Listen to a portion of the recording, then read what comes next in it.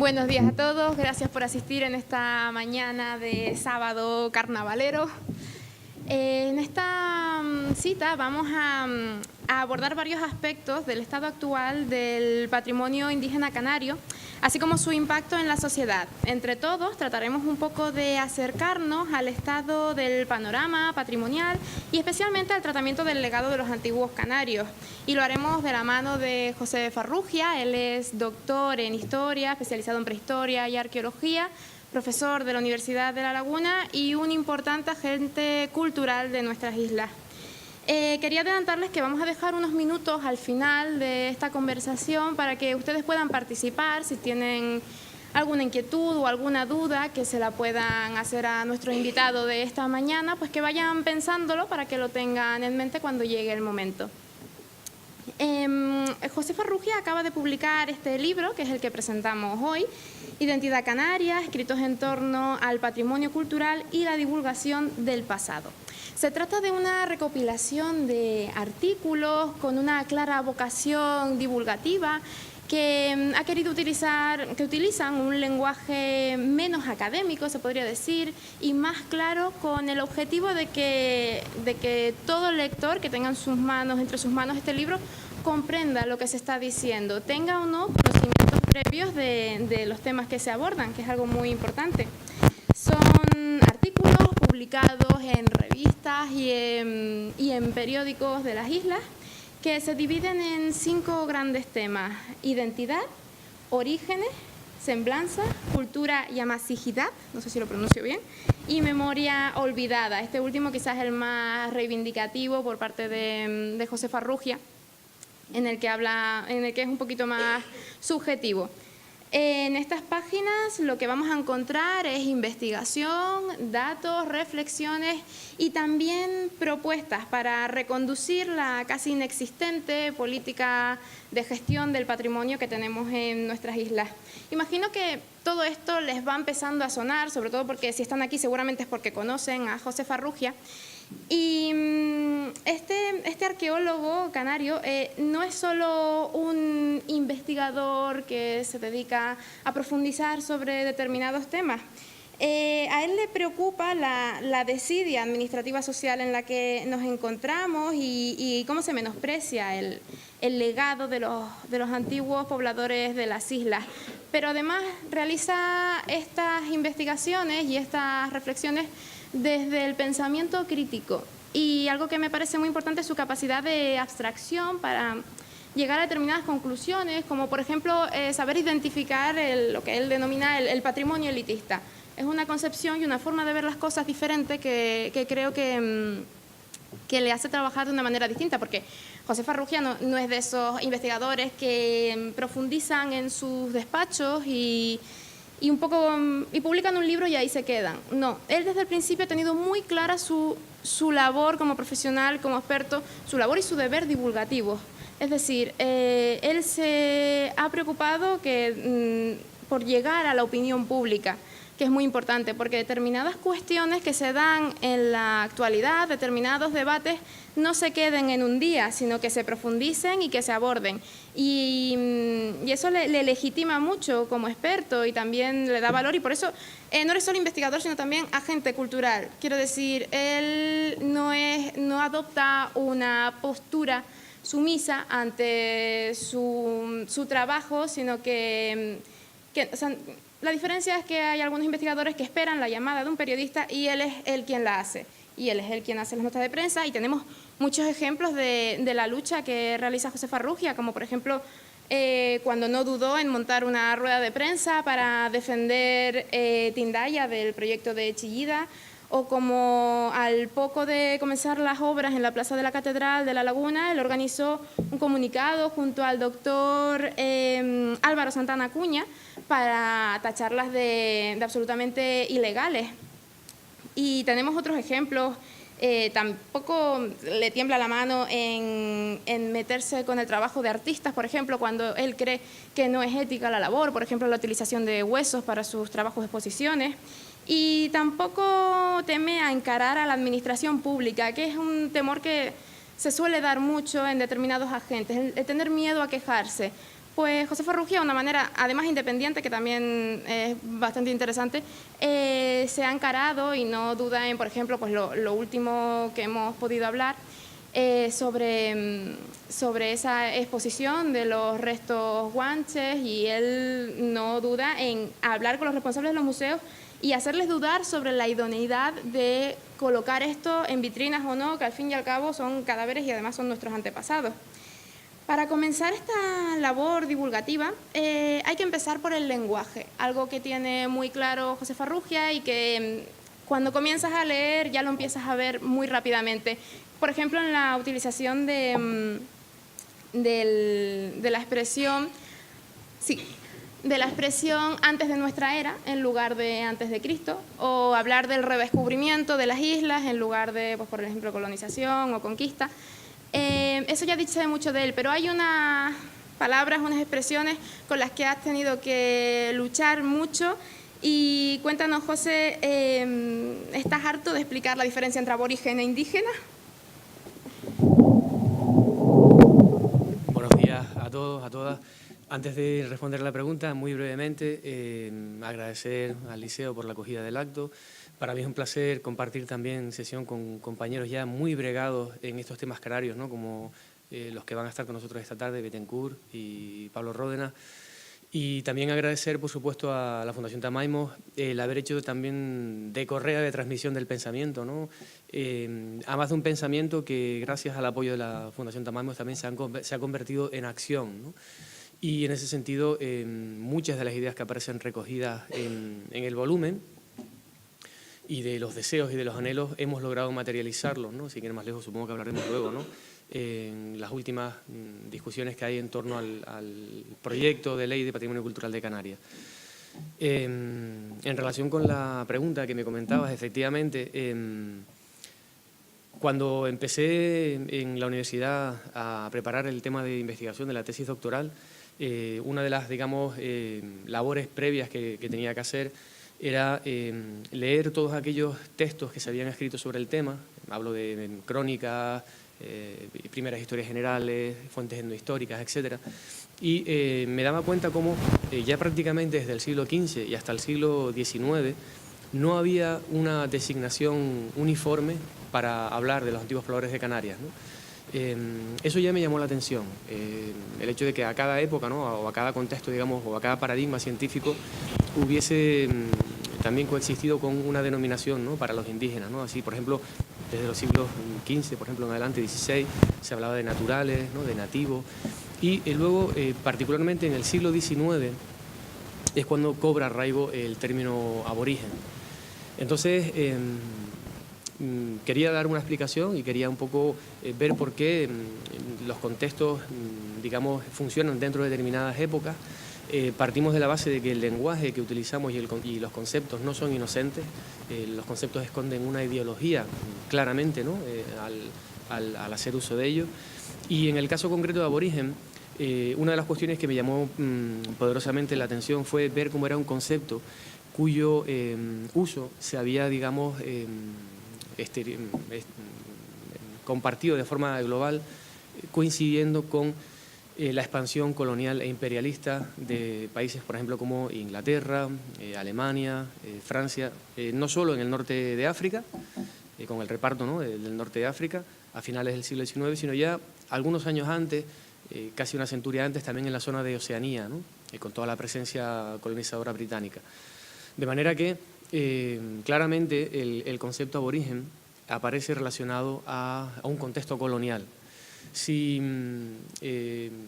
escuchamos a los indígenas hoy en día, por ejemplo, en el caso de Oceanía, ¿no? En el caso de los maoríes, los propios maoríes señalan que no quieren ser designados con el concepto de aborigen porque es un concepto que denigra su realidad cultural. Los aborígenes son los que no tienen lengua sino dialecto, los que no tienen arte sino artesanía, es decir, los que están por debajo de Occidente, ¿no? Por debajo del europeo, ¿no?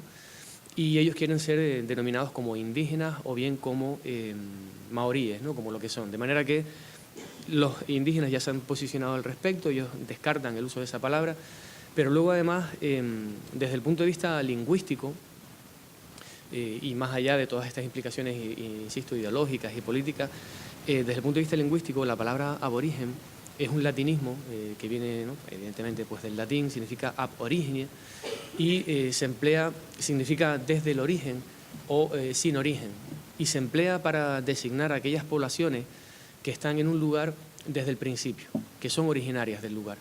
De manera que si pensamos en el contexto canario, un contexto, como saben, archipelágico, las islas obviamente no estaban pobladas desde el minuto cero. Los pobladores de Canarias llegaron procedentes de un contexto, en este caso norteafricano. De manera que podemos hablar de los pobladores africanos como aborígenes en su territorio de origen, son originarios del norte de África, pero una vez que llegan a Canarias, el concepto pierde sentido. No están aquí desde el principio, ¿no?, llegan desde fuera, incorporan una cultura, y en ese sentido el término correcto sería indígena, que también es un término del latín, indigenito, que significa engendrado en un lugar, independientemente del momento cronológico en el que esto sucede. Y además, asociado al concepto indígena van una serie de elementos como, por ejemplo, la pervivencia ancestral en un territorio determinado, la pervivencia de determinadas tradiciones culturales en ese territorio, y el desarrollo de lo que hoy en día, desde el punto de vista académico, se ha denominado como conocimiento indígena, que hace referencia, ¿no?, pues, a toda esa serie de ideas, prácticas culturales, económicas, etcétera, que dan sentido a la subsistencia, ¿no?, y al desarrollo de estos pueblos, insisto, en un territorio determinado, ¿no? De manera que, si hablamos para el caso canario, evidentemente un contexto también colonial, como fue, ¿no?, la presencia desde el siglo XV, ¿no?, en adelante, ¿no?, que permitió el desarrollo de un pensamiento y un discurso hegemónico sobre ese mundo indígena, pues permite entender por qué ha tenido tanto arraigo en el lenguaje académico y en el lenguaje popular un concepto como aborigen, ¿no? Por suerte, cada vez más, a raíz de que se ha empezado a reflexionar sobre estas cuestiones, ¿no?, sobre el uso del lenguaje y de los conceptos en determinadas disciplinas científicas, por suerte, muchos compañeros del gremio ya venían, algunos de ellos utilizando el concepto de indígena, otros lo han empezado a hacer suyo también, pero insisto, es un concepto que no está desarraigado, es un concepto muy presente en la sociedad, en los medios de comunicación y en la academia, ¿no? De manera que, digamos, todavía creo que queda mucho camino por recorrer para que de alguna manera se emplee, ¿no?, de forma mayoritaria un concepto que considero que es más correcto para hablar del contexto nuestro indígena, ¿no? Y quizás ese correcto uso del lenguaje es una de las cosas básicas por las que hay que empezar a luego luchar por determinadas cosas. Efectivamente, tú y otros compañeros han hecho este tipo de explicaciones muchas veces, y aún así seguimos viendo en otros compañeros y en prensa el término aborigen. ¿Cómo se vive esta lucha? Quiero decir, ¿te llegas a cansar de explicar lo mismo y de ver que una lucha que es básica no se termina de realizar? El tema está en que, claro, cuando todos hablamos de aborígenes, todos sabemos a lo que nos referimos, ¿no? Y de forma acomodaticia, desde determinados medios, se le da, digamos, pervivencia a un discurso que viene de atrás, un discurso heredado, y que precisamente ese carácter, digamos, tradicional parece que legitima, ¿no?, y permite seguir utilizando determinados conceptos, ¿no?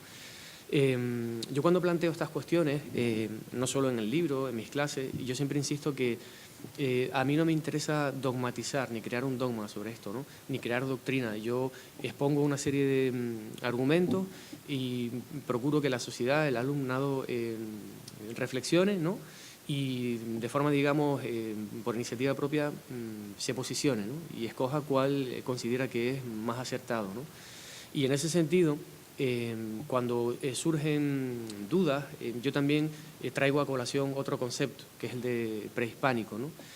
No es baladí, no es casual que en el caso de Canarias, cuando por primera vez se empieza a utilizar el concepto de prehispánico para definir el mundo indígena, es precisamente durante el franquismo, porque durante el franquismo las élites académicas de la época, las mentes pensantes que trabajaban sobre el mundo indígena canario, estaban directamente condicionadas por las premisas del régimen. Durante el franquismo se asiste a lo que podemos llamar claramente la nacionalización del indígena canario, es decir, las investigaciones de la época entroncaron el primer poblamiento humano de Canarias con las colonias españolas en el norte de África, con las culturas primitivas, ¿no?, de las zonas que ocupaban esas colonias españolas en el norte de África, en concreto las llamadas culturas ibero-mauritana e ibero-sahariana.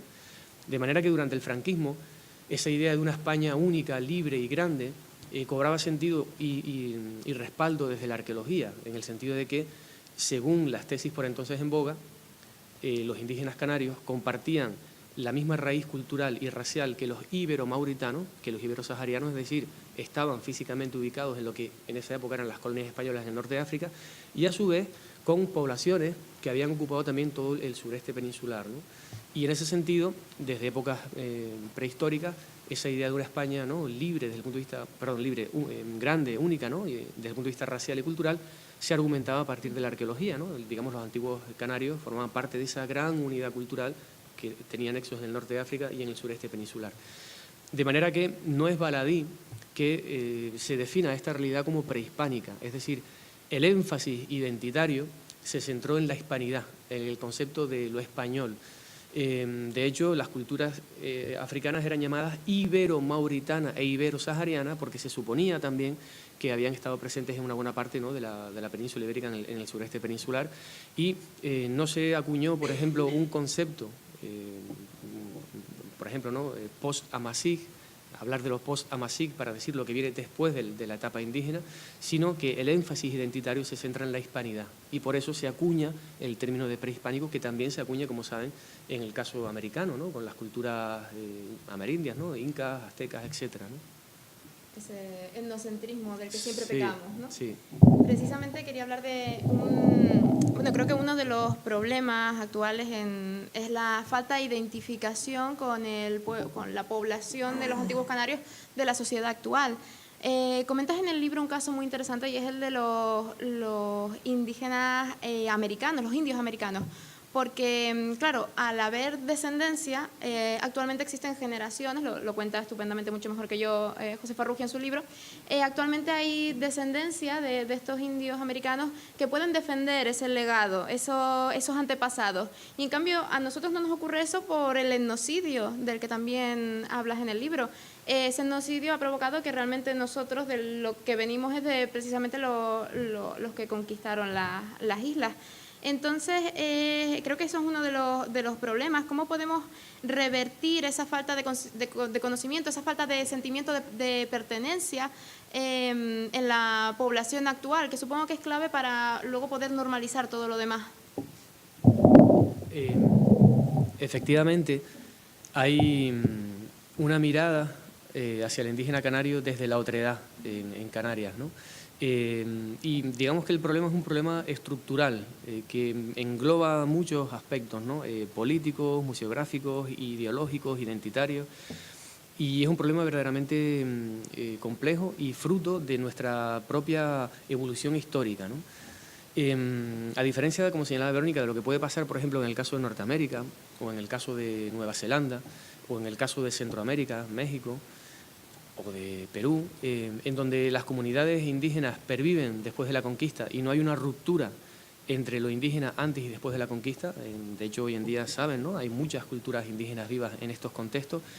Eso implica que, a raíz de los años 80 del siglo XX, muchas de estas comunidades indígenas empiezan a desarrollar un movimiento indigenista muy fuerte, con el respaldo de auténticas instituciones internacionales que les permiten desarrollar toda una serie de cuerpos legales que le dan cauce legal, valga la redundancia, a su lucha por su territorio, por su patrimonio, por su identidad, hasta el punto de que, en el caso, por ejemplo, de los maoríes, por citar un ejemplo, los propios maoríes controlan y gestionan su propio patrimonio y en muchos casos llegan a formar parte del discurso de las élites de la academia, ¿no? Hay recientemente casos de maoríes que acaban de leer tesis doctorales sobre el patrimonio maorí en Nueva Zelanda, ¿no? A mí esto me parece fundamental.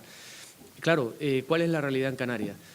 En Canarias las islas son conquistadas y colonizadas y se inicia un proceso de aculturación, de etnocidio, que lo que propicia es la progresiva desaparición de una realidad cultural, pero que no es aniquilada por completo. Hay muchas evidencias que nos hacen pensar así, ¿no?, que no ha sido, digamos, aniquilada y que pervive incluso hasta 300 y 400 años después de la conquista, ¿no? Luego, si quieres, podemos poner algunos ejemplos.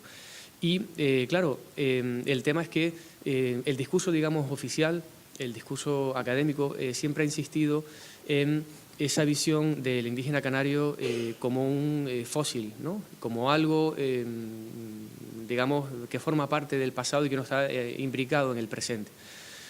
Hace poco se daban a conocer unos resultados de genética desarrollados por Rosa Fregel, en donde era sorprendente ver cómo, por ejemplo, en el caso de islas como La Gomera, una proporción tan elevada de nuestro componente genético, el 40% en el caso de La Gomera, era de herencia indígena. Es decir, genéticamente el indígena sigue presente en la Canarias contemporánea, ¿no? En el caso de Tenerife y La Palma, de Tenerife y Gran Canaria, hablamos de en torno al 24 y 27%. En el caso de La Palma, el porcentaje también era bastante elevado, ¿no? De en torno al 40%, al igual que en La Gomera.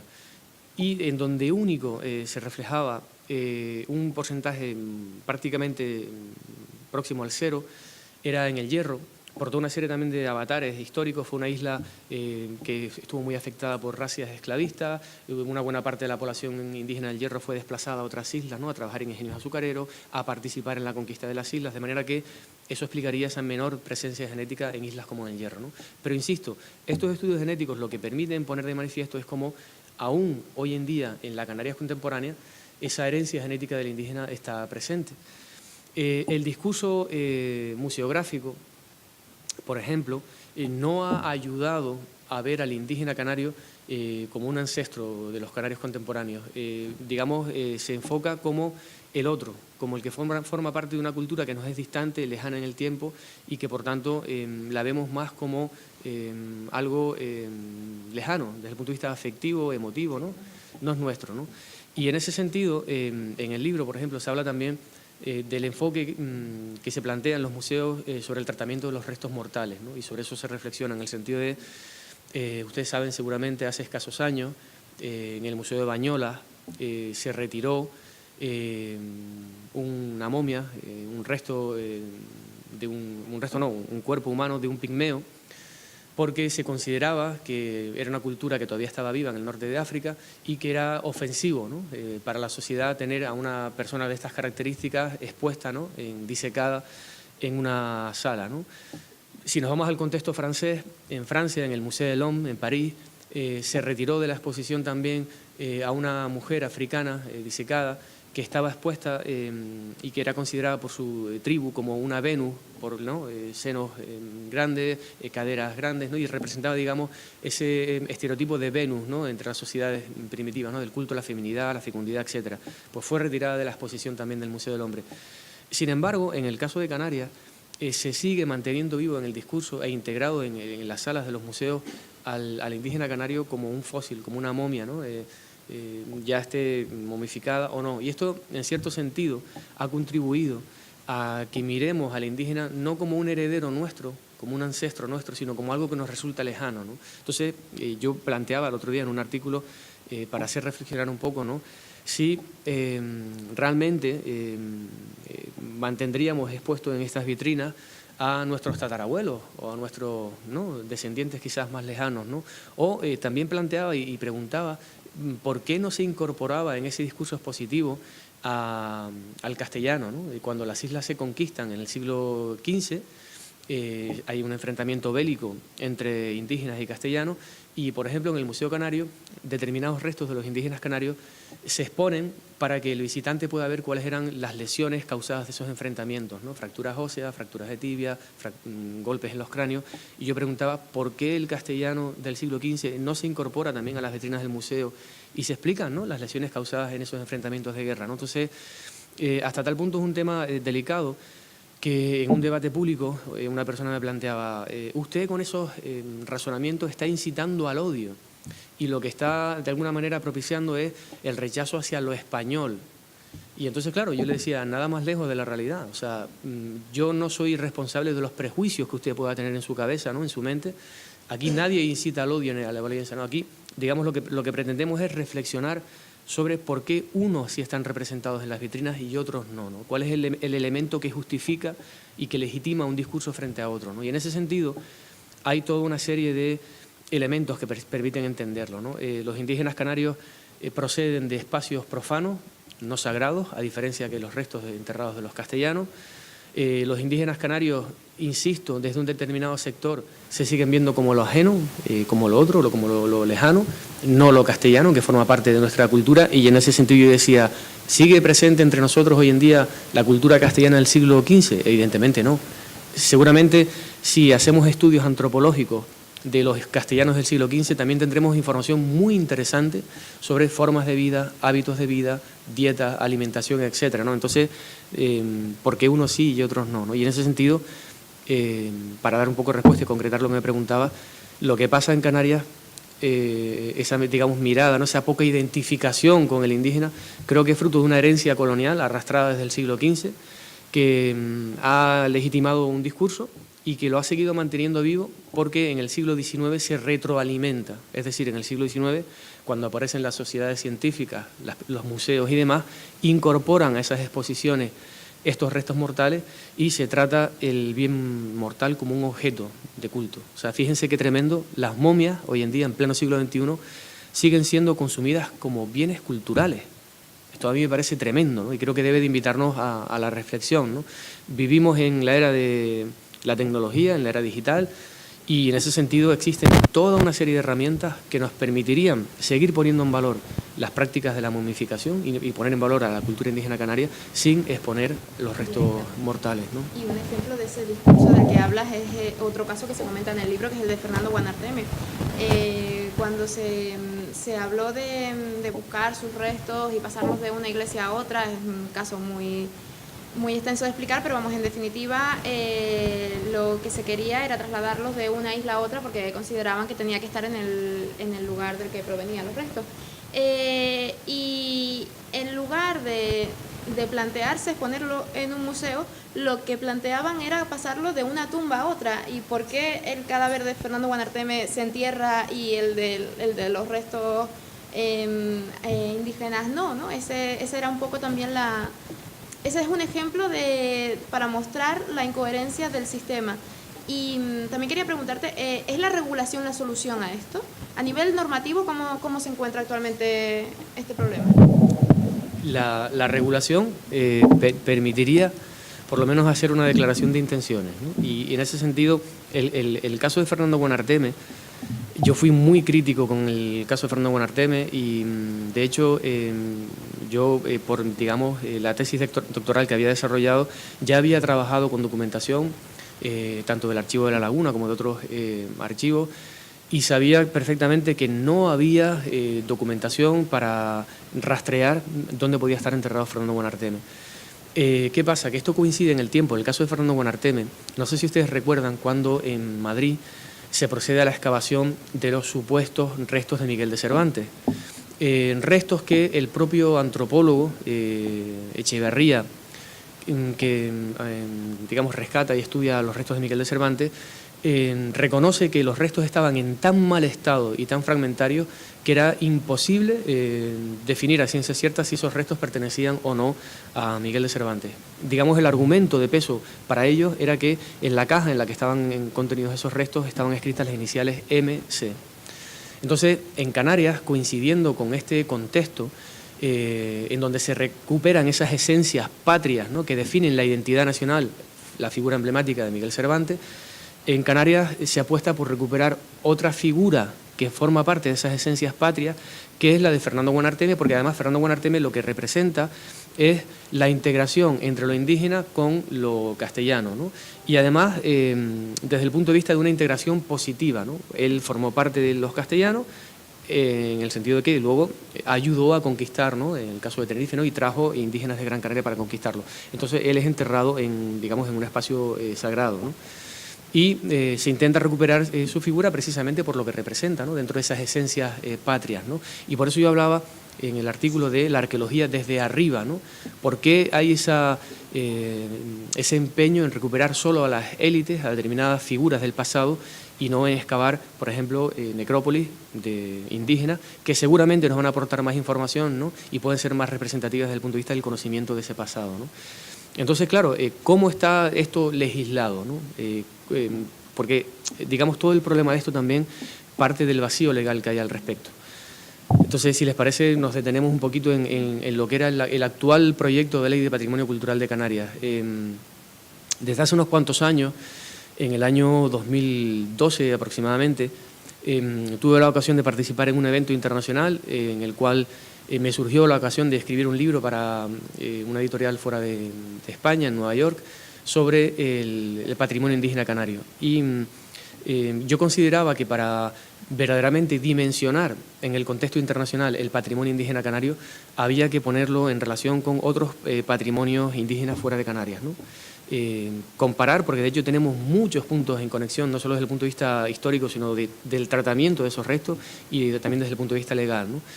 Y entonces esto me permitió ver toda una serie de carencias que habían en Canarias desde el punto de vista legal en relación con el tratamiento que se le da al indígena canario. Entonces, por concretar, y les pongo un ejemplo bien concreto.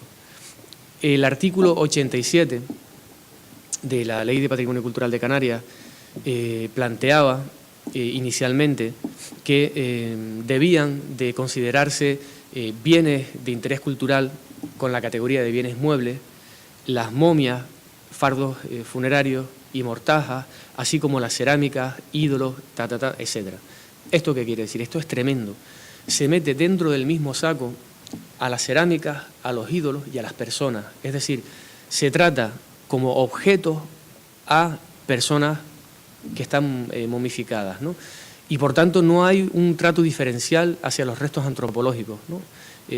Esto en el fondo, insisto, lo que hace es perpetuar esa visión del indígena como un objeto, como un bien de consumo cultural, ¿no? Que se exhibe en las vitrinas, ¿no? Una rareza, algo exótico, ¿no? Y por eso se legitima el discurso museográfico. Entonces, frente a esta propuesta de ley, presenté una enmienda en el Parlamento de Canarias que, por eso antes cuando hablaba de la Fundación Tamaimo, creo que debemos de sentirnos contentos en el sentido de que con el pensamiento hemos pasado a la acción gracias al apoyo, ¿no? Y a la plataforma de Tamaimos para, digamos, denunciar este tema. Se presentó esta enmienda que fue aceptada por la práctica totalidad de los grupos políticos del Parlamento de Canarias, a excepción de 2, de cuyo nombre no me acuerdo. Y en síntesis, la enmienda lo que propone es, y lo que se ha hecho, lo que hemos conseguido es que los restos mortales de los indígenas canarios reciban la consideración de bienes patrimoniales de especial sensibilidad y sean categorizados al margen de los bienes materiales. Es decir, no son cultura material, no son cerámicas, no son ídolos, no son útiles de piedra. Por lo tanto, desde el punto de vista legal ya hay una declaración de intenciones, se separa el resto humano del resto material y eso ya queda recogido en la ley. Además, interesante, es el primer caso en toda España en donde un cuerpo legal recoge este aspecto, porque en el ámbito español ninguna ley en ninguna comunidad autónoma reconocía esta diferenciación. Claro, fruto también, entiendo, de esa diferencia de evolución histórica de Canarias, ¿no? A diferencia de lo que sucede con otros casos en la península, nuestros ancestros tienen 500 años, ¿no? Los últimos, ¿no? Eso en la península ibérica no sucede, ¿no? Donde las secuencias culturales son más lejanas en el tiempo, más variopintas, etcétera, ¿no? Entonces, por ese lado, eso se ha logrado, esa diferenciación del trato. Y luego, otra cuestión que me parecía también sangrante, ¿no? Solamente se declaraba bien de interés cultural las momias, fardos funerarios y mortajas. Es decir, solamente tenían derecho a conservarse las élites sociales. Ustedes saben que en la etapa indígena solamente se momificaban los miembros relacionados con determinadas élites sociales. Digamos, la momificación era una práctica de distinción social. Entonces, tal cual está estipulada, tal cual estaba estipulada la ley de patrimonio, solamente se apostaba por la protección de lo bonito, estético, ¿no? Lo exótico, lo momificado. ¿Qué pasa con el indígena canario que no se momificaba y que no formaba parte de esas élites sociales, que aparece en espacios funerarios sin momificar, a veces en conexión anatómica, a veces no, formando auténticos osarios? Pues desde el punto de vista de la legislación quedaban fuera. Es decir, los de abajo seguían sin tener voz, ¿no? Es una recuperación del patrimonio elitista, fetichista, porque apuesta por recuperar el objeto, la momia, lo que luego es exhibible en las salas del museo, y totalmente clasista, ¿no? Y en ese sentido, en la enmienda propusimos también que dentro de esa categorización de bienes de especial sensibilidad patrimonial, debían de estar no solamente las momias, sino los restos antropológicos, estuvieran o no momificados y estuvieran o no en conexión anatómica. Y en ese sentido, la nueva Ley de Patrimonio Cultural va a tratar igualmente a los indígenas de clase baja que a los indígenas de la clase alta, en el sentido de que ya desde el punto de vista legal deben de ser considerados también bienes de especial sensibilidad, ¿no? Por tanto, son dos aspectos que considero eran necesarios, ¿no? Para que, si por lo menos tenemos ese precedente en la ley y esa base legal, luego determinados tratos y usos que se puedan hacer del patrimonio pueden ser denunciados en base a este cuerpo social, ¿no? Que antes no existía, ¿no? Y luego también considerábamos que la sociedad tiene el derecho y la necesidad de opinar y de tener cabida en los discursos museográficos, ¿no? De considerar qué es válido y qué no es válido. Y en ese sentido, dentro de la enmienda, en concreto en el artículo 110, que es el relacionado a los museos, propusimos y también se aceptó que se incluyera un epígrafe que básicamente recogía algo así como los museos de Canarias están obligados a responder a la sociedad cuando ésta proteste, ¿no? O se dirija a los museos porque hay bienes expuestos que consideren que pueden dañar, ¿no? La integridad de las personas o pueden ser ofensivos, etcétera. De manera que se abre una vía para que la sociedad pueda manifestarse. Esto me parece fundamental, ¿no? El patrimonio, efectivamente, el patrimonio es de todos y de todas, ¿no? Y los discursos no tienen que ser dirigistas, ¿no? Nosotros tenemos la capacidad y debemos de tener la opción de poder opinar sobre esa visión del pasado que se nos ofrece, ¿no? Y en ese sentido, con esta enmienda también se abre la vía a que la sociedad también pueda ser un poco más partícipe a la hora de opinar sobre lo que está y lo que no está representado en las vitrinas de los museos. Y no contento con esta victoria de la que nos acabas de hablar, que ya es bastante importante, José Farrugia sigue empeñado en ir a más, o sea, hasta que no consigas que dejen de exponerse estos restos no vas a parar, ¿no? Yo insisto, tengo una lectura clara al respecto, ¿no? Que es la que he expuesto, pero entiendo que vivimos en una sociedad democrática en donde no todos opinamos de la misma manera, entonces, digamos, mi labor creo que debe de ser abrir los ojos ante determinadas realidades, porque esas realidades no se han incorporado en el discurso, no forman parte del discurso que aparece en los medios de comunicación. Es más, puedo decirles aquí claramente, estas enmiendas fueron censuradas cuando se intentaron comunicar en determinados medios de comunicación vinculados a determinados políticos que sustentan el Organismo Autónomo de Museos y Centros de Tenerife, porque no perdamos de vista que los museos son discursos también de poder, ¿no? Y legitiman discursos de poder, ¿no? Y posiciones académicas. Entonces, directamente determinados medios vetaron ¿no? la campaña que iniciamos para comunicar esto y concienciar a la sociedad. Otros no, otros se interesaron y sí se hicieron eco de esta realidad.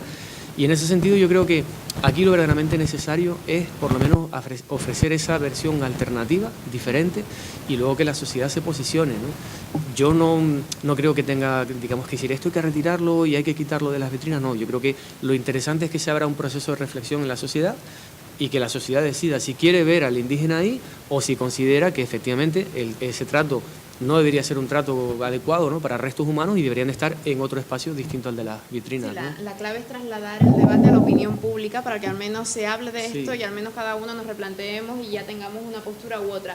Pero lo importante es que no se deje pasar, sino que se reflexione acerca de ello. Efectivamente. En contraposición a todo esto, quería preguntarte porque precisamente se obvia, vamos a decir, ese legado de nuestros antepasados, pero lo que sí se fomenta es el folclore canario. ¿Qué opinas acerca de esto? Algo que sí que realmente está apoyado por las administraciones públicas, por nuestros gobiernos, y algo que sí se tiene como muy nuestro. ¿Por qué ocurre esta gran diferencia? Ocurre, entre otras cuestiones, porque la, digamos, divulgación de determinados elementos patrimoniales con fines populistas garantiza determinados apoyos sociales, ¿no? Y los apoyos sociales se traducen en votos, ¿no? Llegados en determinadas épocas, ¿no? Cada 4 años, ¿no? Y esto también forma parte de un sistema en el que nos movemos, en donde desde la base, cuando hablo desde la base hablo desde la educación primaria, la mayor parte de los colegios canarios, hace poco accedía a unas encuestas que me parecían verdaderamente reveladoras de esto que está pasando, ¿no? El 97% de los docentes de primaria reconocía que no estaba capacitado para impartir contenidos canarios en el aula. Esto es soberbio, o sea, desolador, 97%. Y luego, la mayor parte de estos docentes, un 93%, reconocía que cuando trabajaban los contenidos canarios en el aula, lo hacían próximos a la festividad de la celebración del Día de Canarias. Y por tanto, el patrimonio que se ponía en valor era el folclórico, el del traje típico, el rural, pero claro, el rural asociado a la celebración de las romerías y demás. Entonces, digamos que desde la base, el patrimonio que se está poniendo en valor y el que se está inculcando en las generaciones venideras es ese patrimonio precisamente folclorista, populista, ¿no? Y entonces, insisto, es una cuestión que se está arraigando desde la base con la complicidad de los de arriba, ¿no? Uno de los principales problemas, creo yo, es que precisamente, o sea, yo no recuerdo haber dado absolutamente nada de historia canaria, por ejemplo. No hablemos de arte canario, sino de historia canaria. Simplemente no se da nada, solamente aprendes lo que es el juego del el salto del pastor, el juego del palo, lo que es un arado y poco más. Al menos eso, que yo estudié aquí en escuelas públicas, es lo que recibí. Todo lo que sé fue a posteriori de haber profundizado por mi cuenta. Esto es un problema grave, porque se les pregunta a nuestros jóvenes y no tienen ni idea de absolutamente nada de la historia de la región en la que viven. Efectivamente. Partimos de la base de que el denominado programa de contenidos canarios arrancó en Canarias en el año 93, cuando entró en vigor la LOCSE. Antes, yo fui hijo heredero de la Ley General de Educación del franquismo, ¿no? De EGB, de la Educación General Básica, y no fue hasta el año 93 cuando se incorpora, insisto, el programa de contenidos canarios en la LOCSE. Claro, vámonos al marco legal actual, la LOMSE. La LOMSE, digamos, mantiene vivo ese programa de contenidos canarios, pero ahora lo llama programa Enseñas, y cuando ustedes acceden al currículum, por ejemplo, ¿no?, de ciencias sociales en primaria, el que se imparte en los centros hoy en día en el marco de la LOMSE, de ese currículum de ciencias sociales, solamente el 17% es de contenidos canarios. Esto es también desolador, o sea, menos de la mitad de los contenidos que estamos trabajando en el aula con el alumnado está relacionado con Canarias. Insisto, un 17%. Eso en primaria, pero es que luego si nos vamos a la ESO, en la ESO, solamente en cuarto de la ESO hay una asignatura semanal relacionada con Canarias, que es geografía. Y luego ya cuando nos vamos a bachillerato, en bachillerato tienen historia de España, pero no tienen historia de Canarias. Y según la opción que escojan, podrán hacer o no historia de Canarias. Pero claro, el problema es que las otras asignaturas que se ofertan junto a historia de Canarias son tan atractivas para los jóvenes, teatro, nuevas tecnologías, etcétera, que directamente los jóvenes no cursan la historia de Canarias, ¿no? Entonces, partimos de un déficit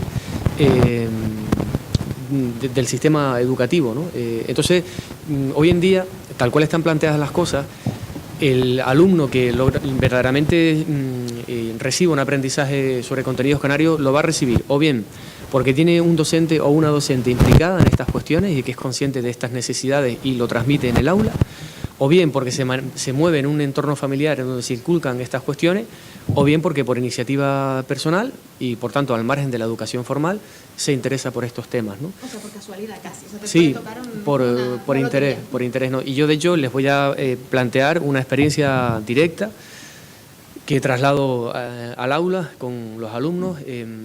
La guía docente, tal cual está planteada, incorpora un apartado, hay una asignatura que se llama Didáctica de las Ciencias Sociales y tal cual está planteada, el programa Contenidos Canarios aparece en penúltimo lugar, que esto también es significativo. Entonces, cuando comienzan las clases, al principio del cuatrimestre, yo les planteo al alumnado, les digo, miren, yo voy a hacer una clase participativa y les voy a plantear la necesidad de pasar los contenidos canarios al principio para que empecemos la asignatura por estos contenidos, pero lo voy a dejar a su elección. Ustedes van a decidir si consideran que debemos hacerlo así o no. Y entonces, en esa primera clase les voy pasando toda una serie de imágenes sobre elementos culturales y patrimoniales a escala internacional, pues no sé, la Estatua de la Libertad, la Torre Eiffel, el Coliseo Romano, ítems, digamos, ¿no?, que ellos conocen de forma sobrada, ¿no? Y luego les digo, bueno, vale, ahora vamos a descender a la escala regional y vamos a hacer también un recorrido por Canarias a nivel visual. Y empiezo a sacarles imágenes pues, de la Cueva Pintada de Galdar, del Hulan, de obras de Martín Chirino, de Pepe Dámaso, etc. Cuando acaba la clase, por unanimidad, el 100% del alumnado levanta la mano cuando yo pregunto, ¿no?, y les digo por dónde quieren empezar el temario, y todos quieren empezar por los contenidos canarios, ¿no?, porque son conscientes de las carencias que tienen, ¿no? Entonces yo les digo a ellos, digo, esto es como la cadena de una bicicleta, ¿no? Si se rompe un eslabón, si se rompe un engranaje de la cadena, si yo no soy capaz de transmitirles a ustedes la importancia de los contenidos canarios en el futuro de ustedes como docentes, ustedes el día de mañana serán incapaces de trabajar bien, ¿no?, los contenidos canarios con los niños y las niñas en el aula, ¿no?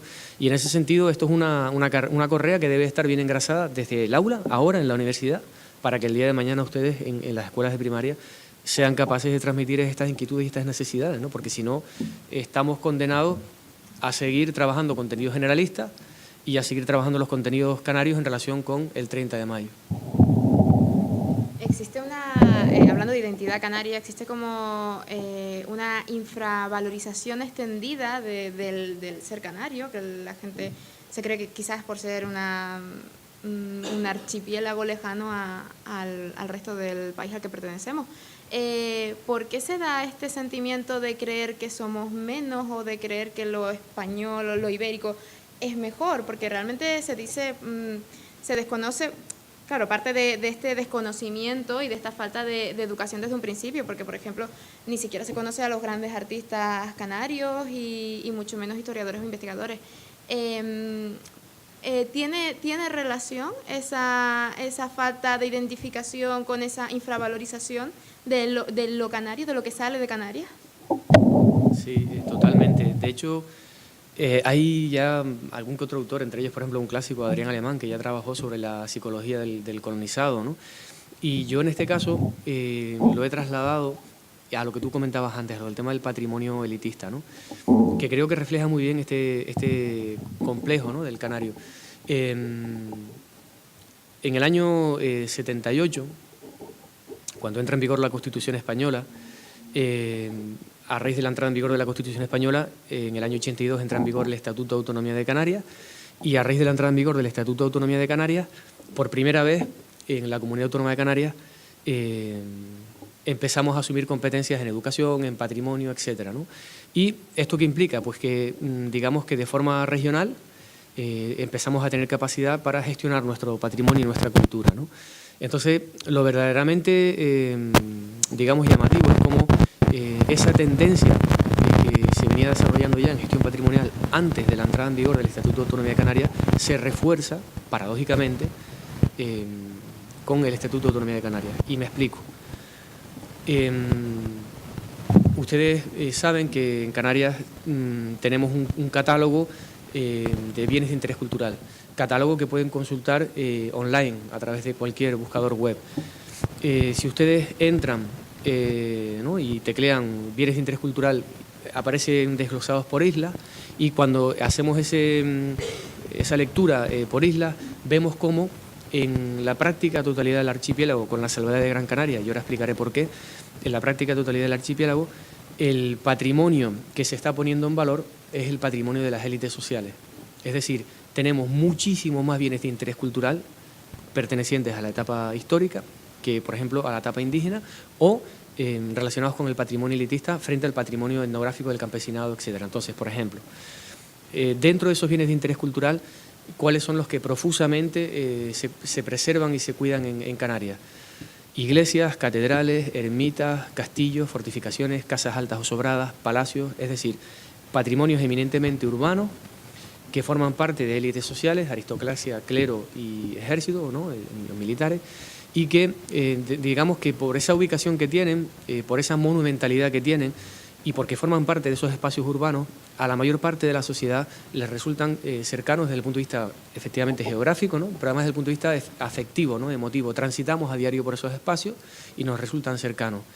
¿Qué pasa, sin embargo, con el patrimonio indígena o con el patrimonio del campesinado? Estamos hablando de un patrimonio que en la mayor parte de los casos no es monumental, que es un patrimonio que se encuentra emplazado en ámbitos rurales, por tanto nos resulta más lejano desde el punto de vista, ¿no?, del espacio ese que transitamos, de la periferia, y sobre todo que no forma parte de las élites sociales, ¿no?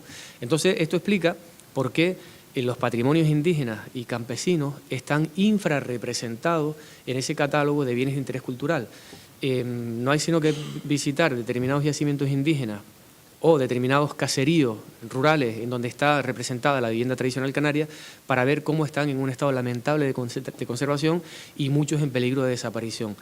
Y luego, fíjense cómo paradójicamente este mismo modelo funciona dentro de los cascos urbanos, sin ir más lejos, La Laguna, patrimonio mundial de la humanidad, por los valores que se encierran, digamos, en el casco, en donde dentro de ese casco la vivienda tradicional canaria no está representada. Es decir, cuando se organizan jornadas de puertas abiertas, se visitan el Palacio del Ercaro, la Casa Osuna, etc. Yo pregunto, ¿qué visita tradicional canaria se visita en el casco histórico de La Laguna en esas jornadas de puertas abiertas? Ninguna.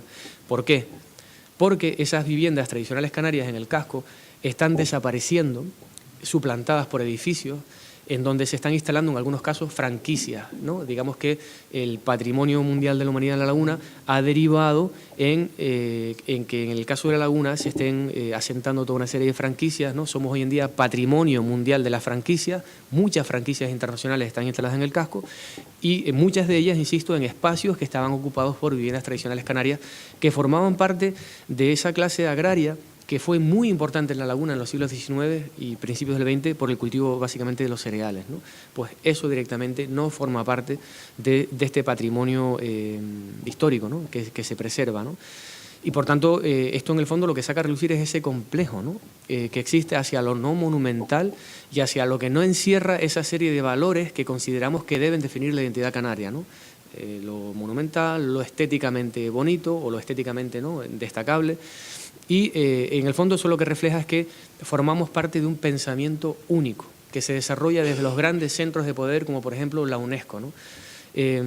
Digamos que en Canarias hemos acabado reproduciendo una forma de gestionar el patrimonio que entronca con lo que se está haciendo en París, con lo que se está haciendo en Nueva York, con lo que se está haciendo en Italia y en grandes ciudades europeas, ¿no? Hemos despersonalizado la gestión del patrimonio por intentar identificarnos con esos marcos de referencia, ¿no? Digamos, lo local se ha convertido en global y nos hemos integrado en un discurso que lo que ha hecho es el desarraigo de lo local, ¿no?, la pérdida de las identidades locales, ¿no? Y claro, ¿por qué decía yo antes que Gran Canaria se desmarca un poco de esta tendencia? Porque, por ejemplo, en el caso de Tenerife tenemos 26 yacimientos arqueológicos, por tanto, de la etapa indígena, que pertenecen, ¿no?, a ese patrimonio infrarrepresentado, frente a 126 monumentos históricos. Es decir, la balanza está radicalmente decantada a favor de lo histórico en el caso de Tenerife, como en otras islas, ¿no?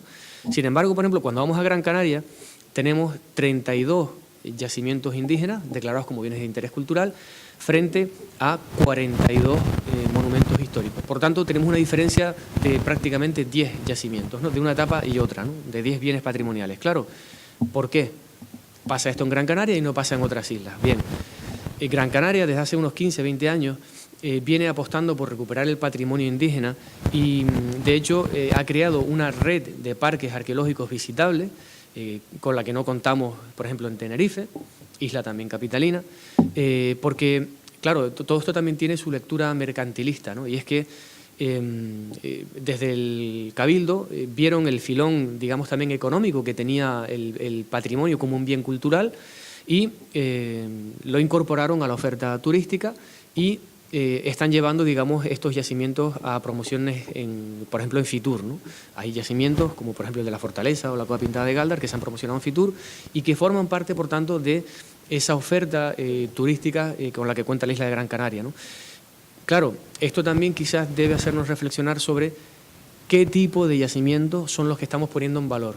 Es decir, estamos poniendo en valor aquellos yacimientos más turistizables y que reúnen una serie de valores que los convierten en objeto de deseo, ¿no?, o de visita del turista. Pues también, ¿no? Pues también, como también sucede con el patrimonio del campesinado, ¿no? Yo le pongo siempre el ejemplo de Masca, ¿no? Cuando visitamos Masca, el caserío de Masca, hoy en día el turista consume un patrimonio etnográfico del campesinado totalmente desnaturalizado, descafeinado. Es decir, visita un caserío en donde ni una sola de las casas de Masca que está abierta representa esa tradición campesina de la zona, o voy más allá, o de la isla, y en donde todos esos bienes que compra como souvenir son bienes que han perdido su significación original, ¿no? Ese zurrón que se lleva, ese llavero con el calzado típico de los campesinos, ¿no? Digamos, son bienes que se han convertido en fetiches y que han perdido la significación original para la que fueron utilizados, ¿no? Y para la que fueron creados, ¿no? Y entonces guarda muchísima relación con esta gestión, insisto, en donde muchas veces tenemos que plantearnos si no estaremos tratando el patrimonio en función de unas necesidades que nos vienen impuestas de fuera y no de una realidad interna, cultural, ¿no? Quería hacer un comentario de lo que hablabas de las franquicias en La Laguna, que es un drama, porque a mí me parece absolutamente dramático, que no solo ocurre en La Laguna, sino que lo he visto en cascos históricos de España y de Europa. De repente en medio de Toledo encontrarme un Alejop, que es como totalmente, vamos, horrible, me parece a mí. Y tuve la oportunidad de hablar con la responsable del Gobierno de Canarias de Comercio, de contarle esto, de por qué ocurría y cómo podemos pararlo, y me dijo que no se puede, que directamente no se puede. En el caso de La Laguna, lo que ocurre es que quien se puede permitir los alquileres altísimos que tienen los locales de La Laguna son las empresas grandes, por tanto las franquicias, y vamos, lo que estamos haciendo es que La Laguna se convierta de repente en una ciudad cualquiera, sin ningún tipo de ningún rasgo de ese comercio pequeño que había antes. Y de hecho el que permanece el comercio pequeño es porque la casa es de propiedad, es lo que suele ocurrir, porque cualquier comercio que en los últimos años ha intentado iniciar algún tipo de iniciativa propia de artesanía o de un comercio diferente ha tenido que cerrar porque no, es imposible aguantar los alquileres tan altísimos que tienen. Y aparte de este comentario, creo que precisamente esa desidia de la que hablaba al principio en cuanto a la gestión del patrimonio cultural, de esos yacimientos que se descuidan, es la falta quizás de espectacularidad de esos hallazgos. Un poco con el libro que hiciste junto a Tarek Codes, escrito en piedra, creo que quizás quería precisamente revalorizarlos en ese sentido y decir, pues a lo mejor sí que importan y a lo mejor sí que son algo más. ¿Cómo concienciar a la administración pública para que no deje que, al fin y al cabo, se terminen de perder? Porque hay petroglifos, hay yacimientos que se están perdiendo. ¿Qué falta para conseguir en la administración pública esa sensibilidad al respecto?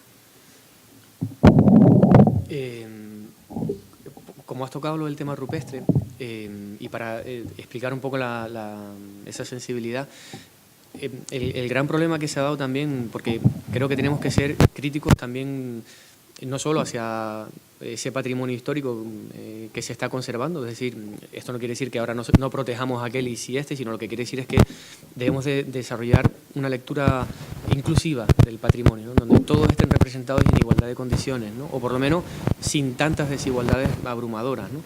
Entonces, en el caso del mundo rupestre, es también un tema para reflexionar, porque precisamente ese querer llegar a ser iguales a lo europeo, ¿no? Al marco de referencia de la UNESCO y demás, ha llevado dentro del propio seno de la arqueología a que se pongan en valor aquellos yacimientos que ostentan determinadas cualidades que entroncan lo indígena con el concepto de arte, de artístico, ¿no? ¿Por qué? Porque eso nos acerca a las realizaciones culturales de las grandes civilizaciones, ¿no? Por eso, y no por otras cosas, hubo en Canarias una tendencia desde los años 80 y mediados de los 90 que se centró en la recuperación de espacios como por ejemplo Belmaco en La Palma, tiene grabados rupestres, la Zarza y la Zarcita tiene grabados rupestres, el Hulan en Lanzarote tiene grabados rupestres, Gran Canaria, la Cueva Pintada, tiene una cámara decorada pintada. Es decir, dentro también del discurso de la arqueología se ha tendido a recuperar un tipo de patrimonio que entronca con ese concepto, insisto, de estética, ¿no? De monumentalidad, la escritura, el arte, ¿no? La pregunta, por ejemplo, ¿no? ¿Se hubiera puesto en valor la Cueva Pintada de Gáldar si no tuviera la cámara decorada que tiene? Teniendo en cuenta que en esa época, cuando se descubrió, era una cueva en medio de plataneras. Pues a lo mejor no, ¿no? Entonces está ese plus, ¿no? Entonces, ¿en qué, digamos, creo que debería reflexionar la política, ¿no? De entrada, el carácter, digamos, finito, ¿no? Estamos hablando de bienes patrimoniales, tanto en el caso del campesinado, de los caseríos, como en el caso de la arqueología. Estamos hablando de bienes patrimoniales que en un 90% están emplazados al aire libre y, por tanto, están afectados por toda una serie de agentes que no controlamos. Vientos, lluvias, escorrentías, erosiones y, por supuesto, el expolio, ¿no? Que hace muchísimo daño en el caso de no solo del arqueológico, sino también del campesinado, ¿no? No sé, hay muchas viviendas que si ustedes las visitan verán cómo sistemáticamente se han llevado las tejas, se han llevado los marcos, las jambas de las puertas, ¿no? De tea, precisamente por el expolio, ¿no? Entonces, frente a determinados patrimonios que se pueden restaurar, rehabilitar y que tienen un carácter, digamos, más fácil de conservar, el patrimonio al que me refiero es más difícil de conservar, ¿no? Eso creo que debería de concienciar a los políticos, ¿no? Y luego, también creo que uno de los elementos culturales más distintivos de Canarias es su indigenismo, ¿no? Esa etapa indígena, ¿no? Porque tenemos que reflexionar sobre un tema, ¿no? Y es que no existe en el planeta, en ningún ámbito del planeta, una realidad cultural amazigh insular para el marco cronológico que se da en Canarias. Es decir, los amazigh los tenemos en el norte de África, luego hay alguna influencia amazigh en el Mediterráneo, pero en épocas ya mucho más recientes, pero la realidad cultural amazigh canaria, tal cual se desarrolló aquí, es una realidad única a escala mundial, ¿no? Y eso nos distingue del resto, ¿no? Y en ese sentido, creo que es un patrimonio por el que debería de apostarse porque nos da una cualidad distintiva, ¿no? El turista europeo o de cualquier otro sitio que llega, ¿no? Y visita la laguna, por supuesto, y insisto, esto no desmerece, ¿no? La laguna, pero lo que encuentra en la laguna también lo va a encontrar de forma muy parecida en San Cristóbal de las Casas, en Chiapas, o en Lima, ¿no? Estamos hablando, ¿no? En Quito, de ciudades que encierran una serie de elementos que entroncan unos con otros, ¿no? Sin embargo, insisto, la realidad cultural indígena canaria es única a escala mundial, ¿no? Y creo que eso ya es un valor de por sí intrínseco que debería de justificar, ¿no? Ese trato un poco más equitativo con respecto al patrimonio, ¿no? de la etapa histórica. En tu opinión, ¿qué yacimiento en Tenerife corre más peligro y requiere, por su valor o por diferentes características de una protección urgente? Siempre hablas de que lo ideal es el parque arqueológico, ¿no? Para interpretar y para que el visitante pueda conocer esa identidad indígena que tiene Canarias. ¿Cuál es para ti es el que corre más peligro, el que te pone los nervios que esté al aire libre? Hay tantos, hay tantos que están en mal estado que la verdad es que la respuesta es complicada, ¿no? Pero sí que me da pie a darle la vuelta, ¿no? a la pregunta. Y seguramente recuerdan, porque además fue objeto de varias portadas en el diario de Avisos hace escasos meses, el ejemplo de la cueva de Bencomo, ¿no? En donde en un primer momento no se sabía bien los límites, a qué ayuntamiento pertenecían, luego ya se puso en claro, luego había un problema con los herederos, parece ser que ya se llegó a un acuerdo con los herederos y lo cierto es que, bueno, parece ser que se va a poner en valor a largo plazo más bien, ¿no? Como un parque arqueológico. Entonces, claro, a mí me preguntaban también compañeros periodistas para que hiciera una reflexión al respecto. Y yo les decía, en relación con lo que tú me preguntas, digo, miren, en Tenerife hay muchísimos yacimientos que necesitan de una intervención urgente. Pero ¿por qué se interviene en la cueva de Bencomo? Porque volvemos a esa idea de las élites. Es decir, la cueva de Bencomo es importante porque fue habitada por el Mensei Bencomo. Ya está. Es, digamos, las connotaciones simbólicas que tiene el espacio, ¿no? Pero hay otros yacimientos en Tenerife que tienen casi con toda seguridad, y habría que excavarlos, ¿no? Para verificarlo, pero casi con toda seguridad tienen mucha mayor potencialidad arqueológica y podrían arrojar mucha más información, pero no fueron habitados por menseyes ni por élites de la época indígena, y en ese sentido no se tienen en cuenta, ¿no? Entonces, por ejemplo, por concretar, hay un yacimiento en Ifara, en Granadilla, que ya lo denunciamos a la unidad correspondiente de patrimonio en su día, que cada vez que hemos vuelto hemos visto cómo se deteriora. Es una cosa también lamentable, ¿no? ¿Y por qué consideramos que es interesante este yacimiento? Porque fíjense, es un yacimiento que además de tener paneles rupestres, también tiene toda una serie de cabañas, ¿no? de habitación que fueron utilizadas en época indígena, que fueron reutilizadas en época histórica, y fíjense qué interesante, algunos muros, perdón, algunas piedras con las que se construyeron los muros de esas cabañas tienen grabados rupestres, es decir, fueron reutilizadas para levantar muros, ¿no? Y desconociendo pues el valor que aquello tenía, los campesinos de aquella época incorporaron, ¿no?, los grabados a los muros de las paredes, ¿no? Y entonces es un espacio que nos permite entender una evolución histórica desde la época indígena hasta prácticamente los siglos XVII y XVIII, ¿no? Por tanto en época histórica, ¿no? Y que además, para más INRI, es una zona que se encuentra bien comunicada, de fácil acceso, y que está cerca de los recursos turísticos mayormente, ¿no?, de la isla, como son la zona sur de Tenerife, ¿no? Y considero que es un espacio que, dada la pérdida irreparable que está sufriendo de patrimonio por las acciones reiteradas de expolio, pues quizás es un espacio interesante para ponerlo en uso, ¿no?, el de IFARA en Granadilla. Sí. Y luego habría que hablar también del estado de los actuales parques arqueológicos que existen, porque creo que hay algunos que dejan mucho que desear. A pesar de la política que hay en Gran Canaria, que es elogiable, aunque tenga el fin turístico, pues al menos lo hacen, para mí el cenobio de Valorón está bastante dejado de la mano del señor. Y la última vez que lo visité había un niño haciendo lo que quería y sus padres extranjeros pasando. Y luego, pues otro ejemplo, en La Palma, en las Zarzas, yo lo visité sin absolutamente ningún tipo de vigilancia. O sea, de hecho hay pedazos de roca extraídos. Yo podía haber hecho exactamente lo mismo porque no había nadie vigilándome. Te cobran una entrada, te dan un folleto, pero luego no hay ni contextualización por parte de ningún experto, llamémoslo guía turístico, por ejemplo, ni hay realmente esa protección de la que estamos hablando, de la que buscamos. También habría que mirar eso, ¿no?, que si hacemos un parque arqueológico lo hagamos bien.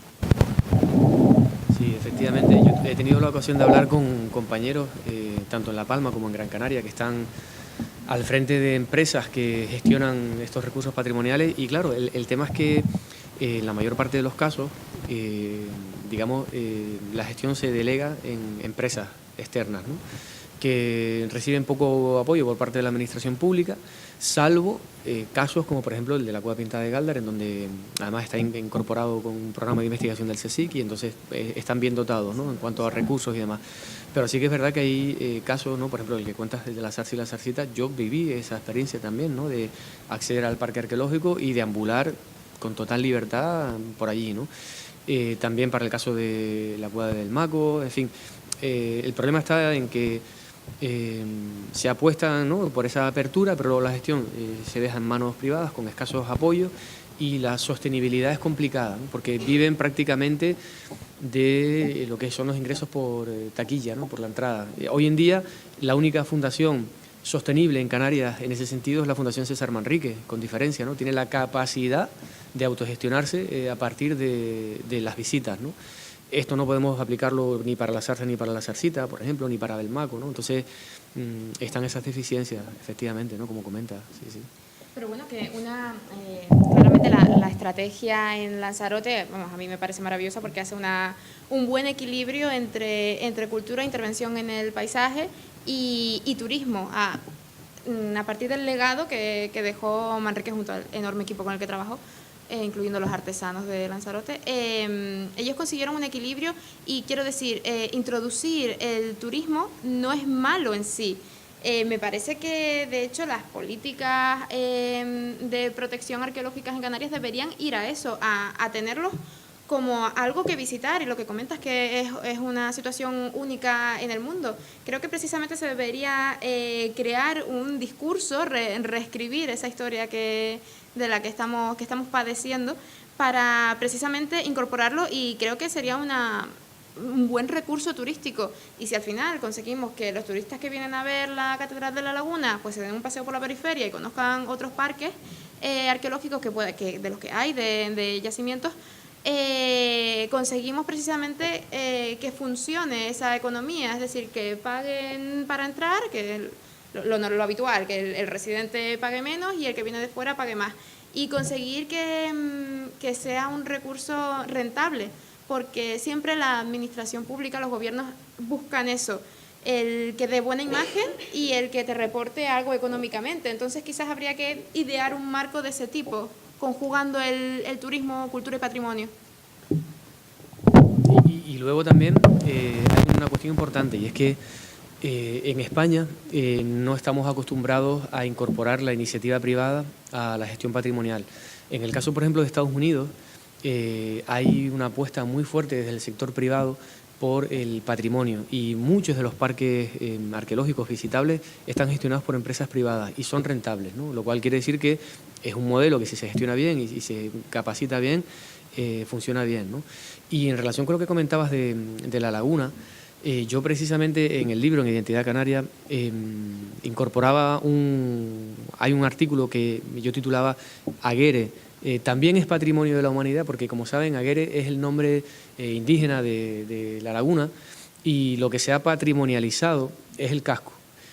Claro, la patrimonialización del casco tiene una serie de ventajas económicas para un sector económico vinculado, ¿no?, efectivamente, al residuo del casco. Entonces, yo planteaba que una buena gestión del patrimonio inclusiva debía de descentralizar y llevar el patrimonio más allá del casco, ¿no? Y no solo más allá del casco, sino más allá de la etapa histórica. Y en ese sentido, yo comentaba que también en Valleguerra hay un yacimiento, el de la Barranquera, que reúne toda una serie de valores arqueológicos interesantes también para su puesta en uso como parque arqueológico, porque estamos hablando de un barranco en donde no solamente hay cuevas de habitación, sino también cuevas de enterramiento, y permitiría precisamente descentralizar esa oferta patrimonial y sacarla del casco, ¿no? Y sobre todo darle vida a barrios que forman parte de esa periferia, ¿no?, y que también necesitan, ¿no?, de generar todo un tejido económico que se retroalimente a partir de la gestión del patrimonio, efectivamente. Y que es tan sencillo como que la guagua continúe después del parón en la laguna y siga bajando. Sí. Quiero decir que no me parece algo complicado, lo que pasa es que hay que introducir el discurso y hay que montarlo, pero es bastante sencillo y yo creo que atractivo. Llegados a este punto de la conversación, como ven, José y yo podemos estar hablando toda la mañana, pero queremos darle la palabra a ustedes. Si alguno tiene alguna duda, sugerencia, alguna inquietud que presentarle a José, pues pueden levantar la mano y en alto realizan la pregunta. Y ¿sí? Bueno, yo conozco a José Juan.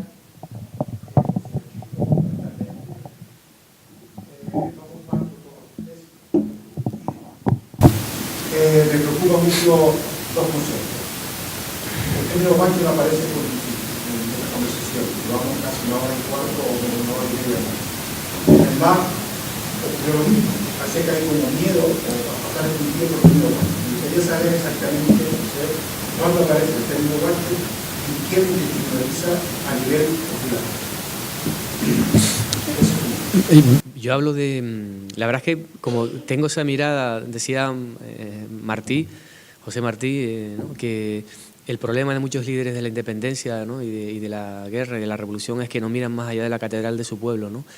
Y yo en ese sentido tengo conciencia regional, ¿no? A mí me gusta hablar de Canarias como archipiélago, ¿no?, y como, a pesar del fraccionamiento, ¿no?, oceánico. Y por eso yo prefiero hablar de indígenas, ¿no? No me gusta, salvo que, ¿no?, por ejemplo, en el caso del libro hay algún artículo que habla específicamente de Tenerife, no me gusta hablar de guanches, ¿no?, porque creo que es circunscribirlo a una realidad insular. Yo prefiero hablar en el sentido genérico, ¿no?, de indígena. El concepto guanche en el siglo XIX paradójicamente se empleaba con ese sentido regional, ¿no? De hecho, es sorprendente, ¿no?, porque el Gregorio Chili Naranjo estaba muy vinculado directamente con el partido político liberal de León y Castillo. Y sabes que León y Castillo, una de las cuestiones que planteaba era el divisionismo, la división regional, ¿no?, y la existencia de las dos capitalidades. Entonces, existieron unos autores en aquella época, entre ellos Juan Betancur Alfonso, que Juan Betancur Alfonso era miembro del Partido Liberal, pero de aquí de Tenerife, y Juan Betancur Alfonso era contrario a la división regional. Entonces, Juan Betancur Alfonso hablaba de la civilización guanche en el sentido regional, y decía que era una gran civilización atlántica, ¿no? Entonces, claro, cuando tú trasladas ese discurso al contexto político de la época, te das cuenta que Juan Betancur Alfonso claramente lo que quería era defender el discurso del Partido Liberal y apostar por la unidad regional de Canarias, ¿no? Era la contraria al divisionismo. Entonces digo que en el caso de Chile Naranjo me sorprendía, cuando analizaba su trabajo, que aún siendo miembro del Partido Liberal y siendo afín a León y Castillo, él también compartiera esa visión del mundo guanche como la tenía también Juan Betancur Alfonso, ¿no? En el sentido de que él empleaba el concepto guanche con ese sentido regional, ¿no? En el siglo XIX. Sin embargo, hoy en día, en pleno siglo XXI, como sabes, la práctica totalidad de los investigadores han circunscrito el concepto guanche a la isla de Tenerife, y hoy en día cuando hablamos en Canarias, por lo menos, de guanches, nos referimos a Tenerife. Sin embargo, también es interesante ver, si ustedes consultan alguna enciclopedia, ¿no? Un diccionario enciclopédico, y buscan la palabra guanche, desde fuera, los diccionarios enciclopédicos y la cultura esta, ¿no? Uniformadora, interpreta la palabra guanche con ese concepto regional decimonónico, ¿no? Para toda Canarias. Sí.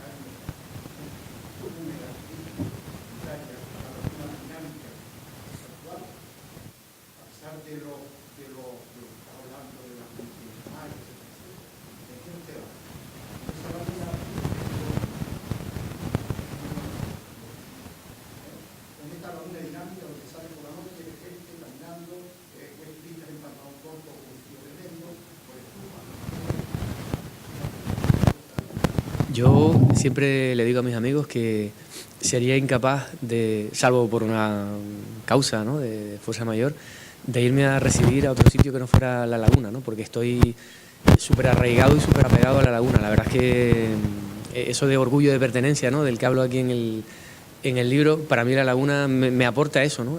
Me siento muy identificado con la ciudad. Y sin embargo, yo ahora paso por La Laguna y veo un Starbucks y me erizo, ¿no? Sigo allá abajo y veo otra franquicia y me erizo, ¿no? Porque echo en falta determinados elementos que formaban parte de la identidad de La Laguna, ¿no? Y claro, el problema es que vamos caminos de convertirnos en una ciudad más patrimonio de la humanidad. Vamos caminos de desnaturalizarnos, de perder eso que nos ha hecho distintivos durante tanto tiempo, ¿no? Entonces yo también prefiero en muchos aspectos La Laguna de hoy, pero sin perder determinadas cosas de La Laguna de ayer, ¿no?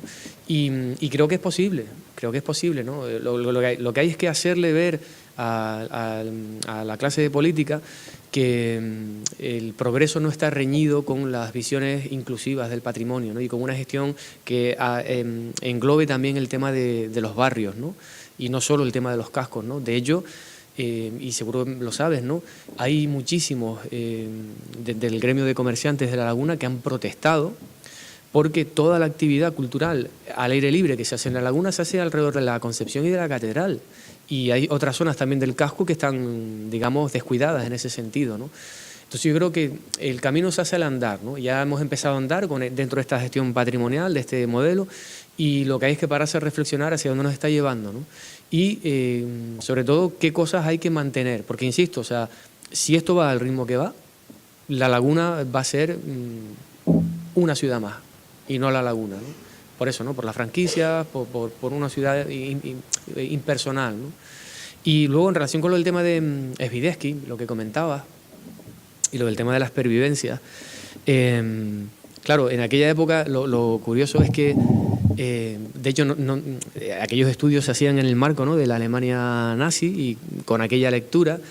Y de hecho muchos de esos estudios tenían la validez que tenían, de esto hablaba mucho Fernando Esteves, él me lo contaba con bastante gracia, eran lo que llamaban los recuentos en el camino, ¿no? Y es que iban montados en el coche, Cuscoy llevaba a Svidetsky, ¿no?, por la zona de Tacoronte, rural y tal, paraban el coche, Svidetsky se bajaba, miraban a los campesinos y decían, este tiene los rasgos de tal. Entonces iban haciendo los recuentos en el camino, ¿no?, de los que tenían esas pervivencias faciales y craneales, ¿no?, de los indígenas canarios, ¿no?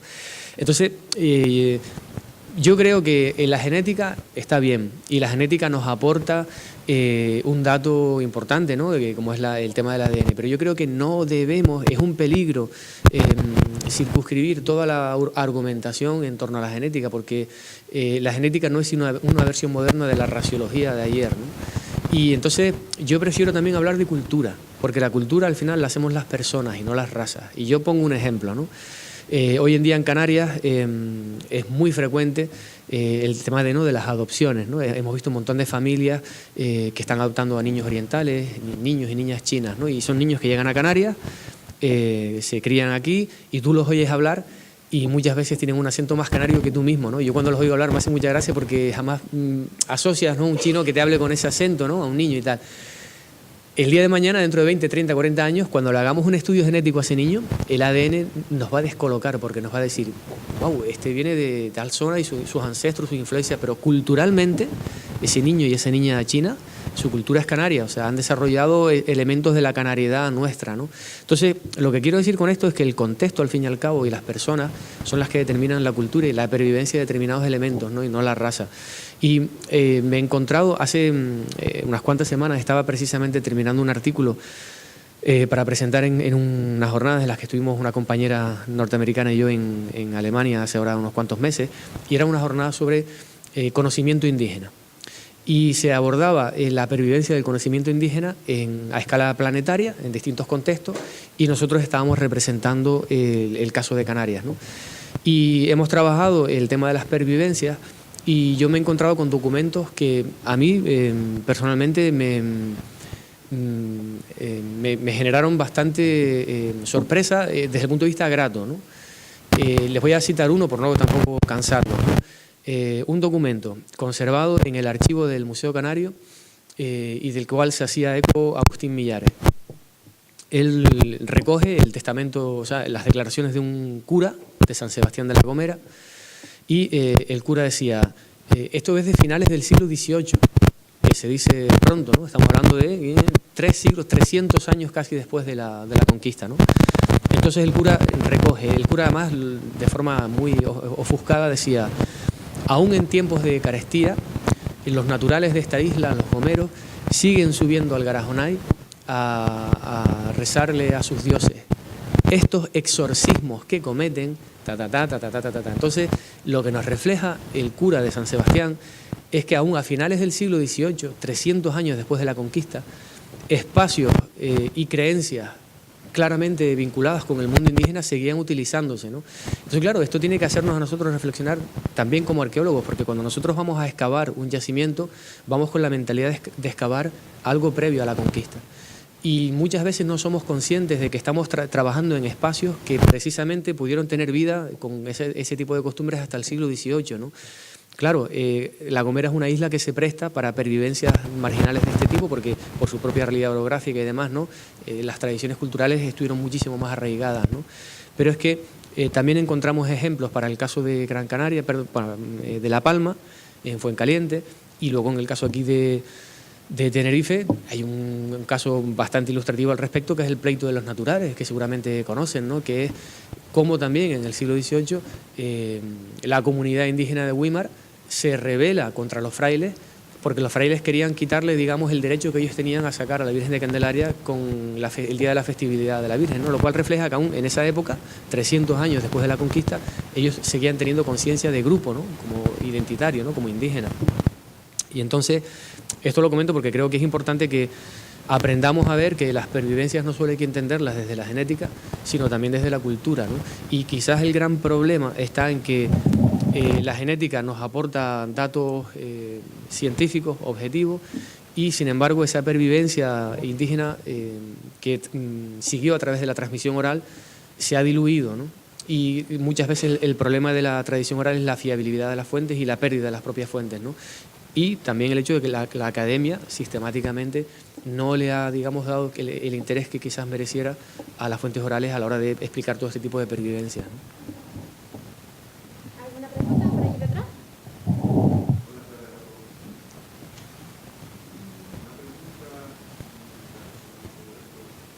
Sería interesante hacer, crear una consejería de la Canaria como base de conocer patrimonio y cultura.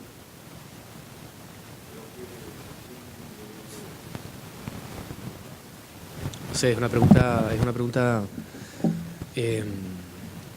a la que no te podría dar una respuesta cerrada en el sentido de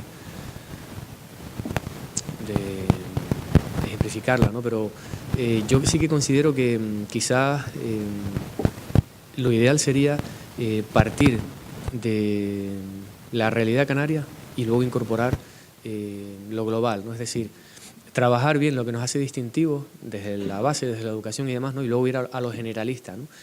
Y precisamente hacerlo a la inversa, poner en valor primero lo que viene de fuera y no lo nuestro, es lo que permite explicar por qué pasa lo del proyecto Ibarrola en La Palma, por qué pasa lo del proyecto de Eduardo Chillida en Tindaya, en donde digamos que se valora lo elitista, lo que viene de fuera, en detrimento de lo que ya tenemos, ¿no? Y está aquí y que no se pone en valor, ¿no? Entonces, quizás no necesariamente haya que apostar por una Concejalía de Identidad Canaria o por una Consejería de Identidad Canaria, lo que habría es que desarrollar políticas que apostaran de forma fehaciente y clara, ¿no? Por poner en valor lo nuestro y luego incorporar lo de fuera, porque evidentemente yo parto de la base de que somos ciudadanos del mundo, ¿no? Y si algo hoy en día que define la canaridad es el mestizaje, ¿no?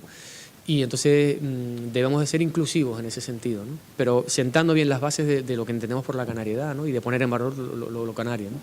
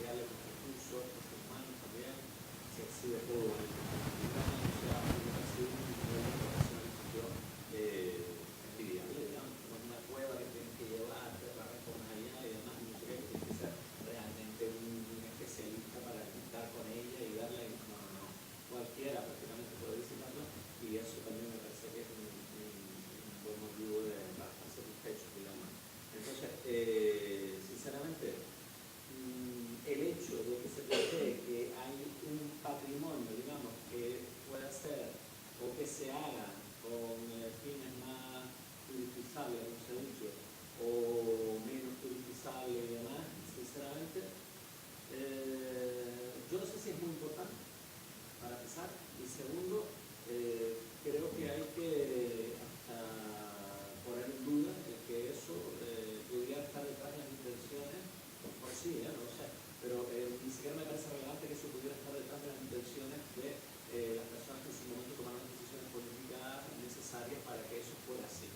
Entonces, a mí me quedo con el resultado, digamos. El resultado es la constitución de esta red de yacimientos, insisto, a ver, los niños en la calle, pues no solo, afortunadamente, también, como ya hemos hablado de comunicación, a los colegios de Tenerife para visitar la cueva pintada, el cenobio de Nerón y demás, parece fantástico, ¿no? Que todos estos niños tienen oportunidades que yo no tuve en su momento. Y creo que en general es algo de lo que debemos sentirnos, vamos a decir, sanamente o moderadamente satisfechos, porque obviamente siempre habrá que mejorar, ¿no? A partir de ahí me pregunto si la situación, la especial situación del patrimonio indígena o el patrimonio arqueológico en Gran Canaria se explica solo desde las decisiones políticas que se tomaron en su momento, que se siguen tomando, o puede haber cuestiones más relacionadas, digamos, estrictamente con el ámbito de la arqueología, y que yo no he leído en ningún lado, digamos, ¿no?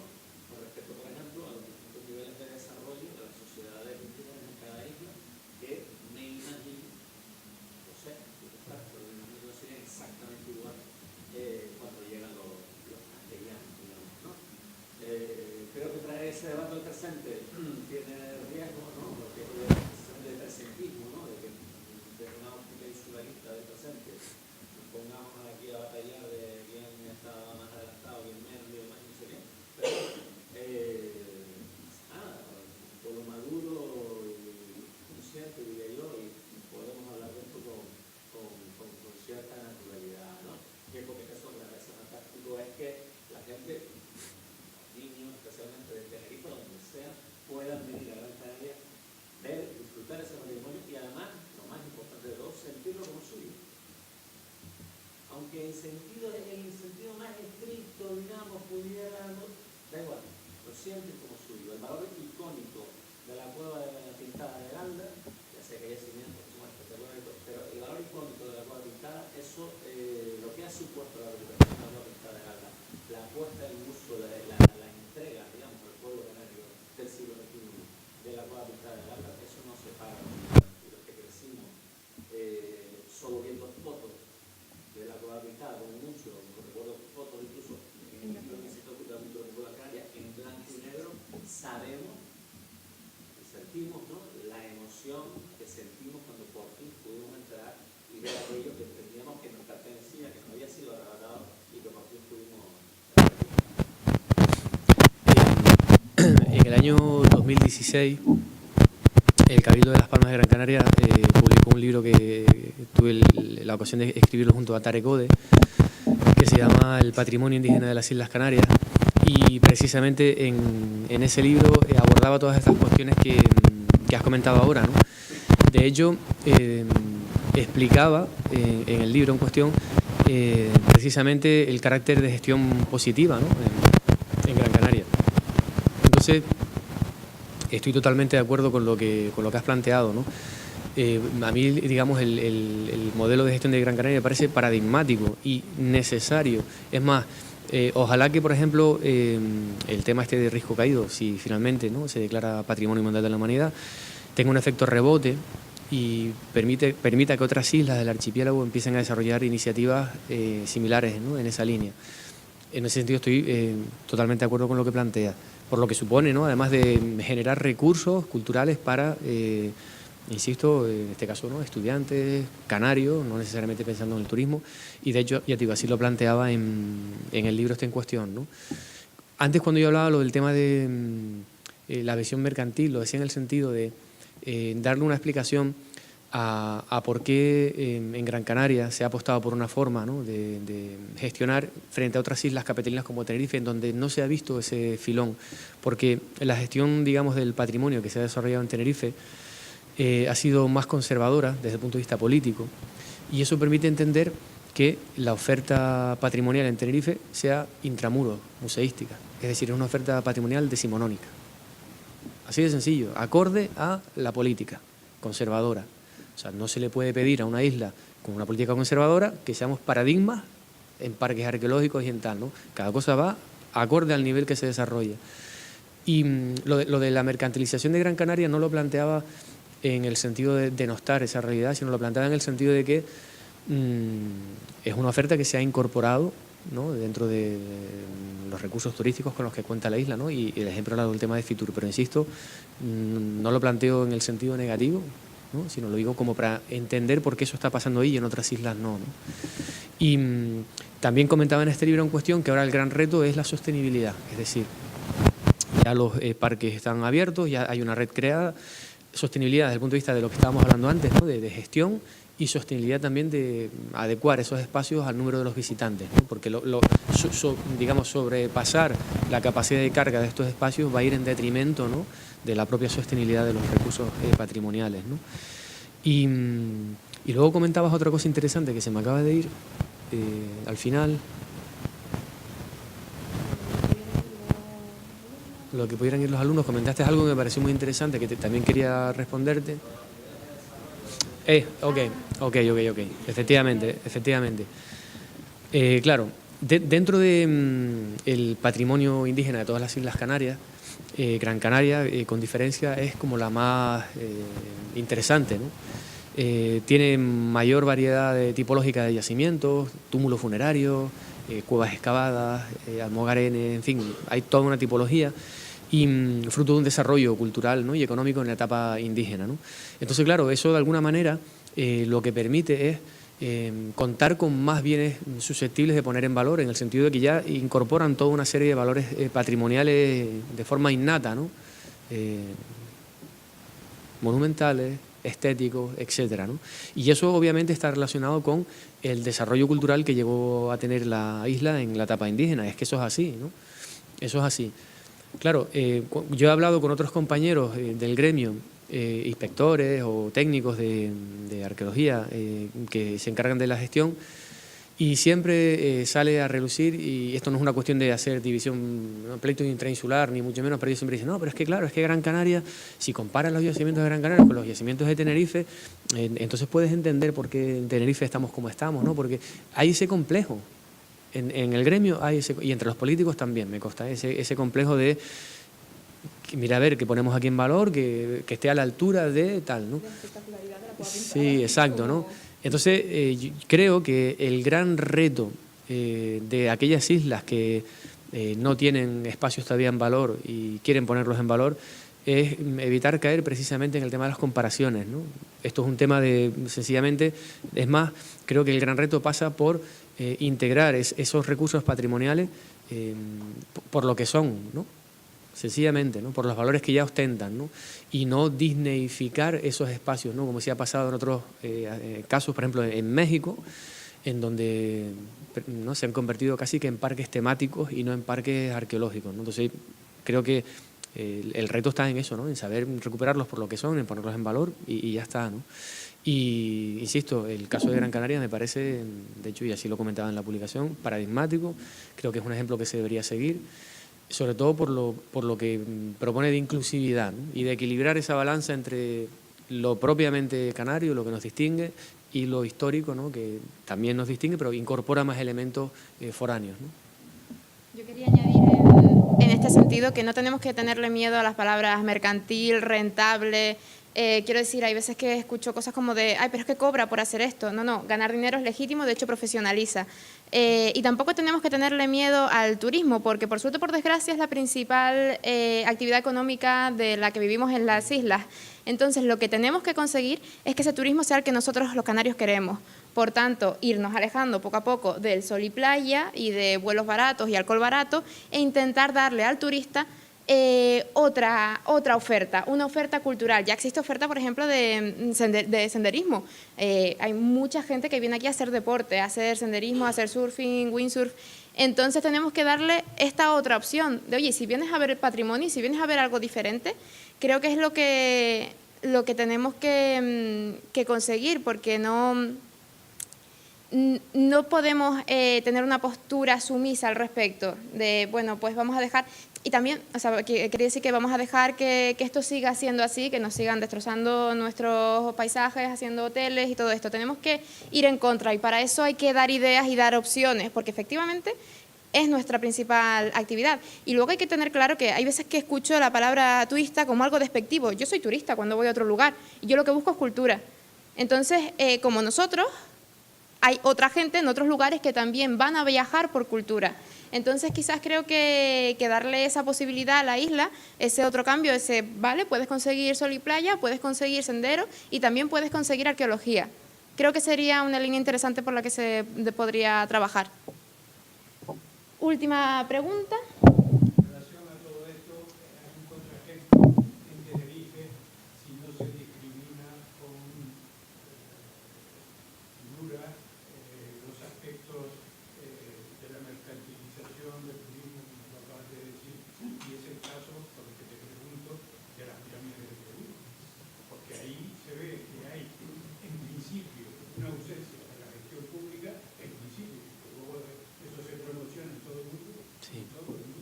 y por otro lado se hace en manos de la iniciativa privada, y es un ejemplo similar, digamos, de turistificación de un patrimonio, pero el problema es que ¿qué patrimonio es ese? Gran ejemplo. El otro día, el compañero Raúl Vega, que está aquí presente, publicaba un artículo en la revista Tamaimos Online, en donde reflexionaba, y además yo creo que esta lectura es muy necesaria, reflexionaba sobre la propia visión que los agentes que se mueven dentro del mundo del turismo tienen sobre nuestra realidad patrimonial, histórica, etcétera, ¿no? Y él ejemplificaba cómo dentro del sector turístico había unas declaraciones, no recuerdo de quién eran, Raúl, Arecevita, en donde él comentaba que Canarias al turismo tenía que ofrecerle gastronomía, sol, paisaje, y que desde la historia poco, ¿no? Era algo así. Efectivamente, que no había mucho que ofrecer de la historia. Entonces, claro, ya no solo es una cuestión, digamos, de los que hacemos arqueología, sino también de los que están dentro del sector turístico, que cuáles son, digamos, las concepciones que ellos tienen del patrimonio, de la historia y demás, ¿no? Entonces, ellos forman parte de un modelo turístico que el otro día leía un artículo de Agustín Santana, él comentaba que es un modelo turístico que está obsoleto en Baleares, Hawái y Canarias. Él ponía 3 ejemplos mundiales, ¿no?, de archipiélagos con modelos turísticos obsoletos y eran estos 3, ¿no? El modelo turístico de sol y playa. Entonces, claro, el caso de las pirámides de Güímar es un caso además interesantísimo porque, si se fijan, está abierta como parque etnográfico Pirámides de Güímar. Doy fe, yo fui, en esa época yo estaba trabajando en el Cabildo de Tenerife e hice una visita de inspección con el por entonces inspector de patrimonio de la isla y se obligó a los propietarios del parque a retirar el adjetivo de arqueológico, porque inicialmente estaba abierto como Parque Arqueológico de Pirámides de Güímar. Y luego además tenía una serie de piezas expuestas que, tal y como establece la Ley de Patrimonio vigente, que en cuestión de días ya va a dejar de ser, ¿no?, la del año 99, tal y como establecía la Ley de Patrimonio, solamente los museos de titularidad pública y de carácter insular pueden albergar colecciones arqueológicas. Entonces, tuvieron que retirar, ¿no?, lo que tenían ahí expuesto de carácter arqueológico, tuvieron que cambiar el adjetivo, ¿no?, etnográfico, y la gestión es privada porque claramente está vinculada, ¿no?, al caso de Thor Heyerdahl, ¿no? Y además, este caso, además, si me apuran, es también un caso paradigmático porque hay toda una controversia alrededor, social, académica, etcétera, sobre la propia naturaleza del espacio en sí, ¿no? Porque seguro saben que hay una parte importante de la sociedad que considera que esas pirámides sí pueden ser vinculadas, ¿no?, a la mano de obra indígena, que fueron hechas por los indígenas en época indígena. Hay varios profesores de la universidad que han publicado al respecto y se han manifestado en contra radicalmente y señalan que no, que efectivamente son unas pirámides hechas en época histórica, con una finalidad determinada y tal. Y en ese sentido es Es un bien también, quizás que precisamente por ese carácter polémico que esconde, ¿no?, de su verdadera naturaleza, ha estado al margen, ¿no?, de la administración pública, ¿no? Y porque, bueno, desde el principio nació como capital privado y con capital privado, ¿no? No sé si era un poco esa la lectura que planteaba.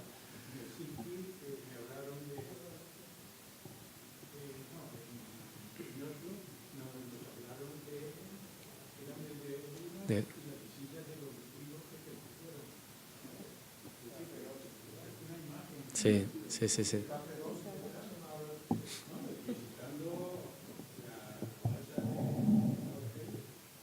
Y yo también les puedo decir que me pasó en La Palma, trabajando en un yacimiento arqueológico para el proyecto del que hablaba antes Verónica, el de escrito en piedra, y pasar por ahí unos alemanes con una guía arqueológica de Canarias en alemán. O sea, sorprendente, porque me consta que todavía aquí en Canarias nadie ha editado una guía arqueológica en alemán. O sea, tenemos, por ejemplo, la guía arqueológica de Gran Canaria, que está en inglés seguro y no sé si en alemán, ahora dudo, pero digamos está hecha desde aquí, ¿no? Pero ellos venían con un libro alemán hecho allí y era una guía arqueológica de La Palma, ¿no? Entonces es sorprendente, ¿no?, ver cómo esa iniciativa se ha tomado fuera de la isla y a saber a partir de qué conocimiento, ¿no?, y con qué tipos de yacimientos son los que se incluyen, los que están y los que no están. Sí. Pues se nos acaba el tiempo, hasta aquí la cita de hoy. Recuerden que volvemos por la tarde con otras 2 presentaciones de otros 2 libros. Si quieren profundizar sobre el tema, recuerden que tienen a su disposición a la salida el libro Identidad Canaria de José Farrugia. Muchas gracias por venir y acompañarnos en esta, yo creo que más que enriquecedora mañana de sábado. Y gracias a ti, José, por compartir el tiempo con nosotros. Tiempo y conocimiento.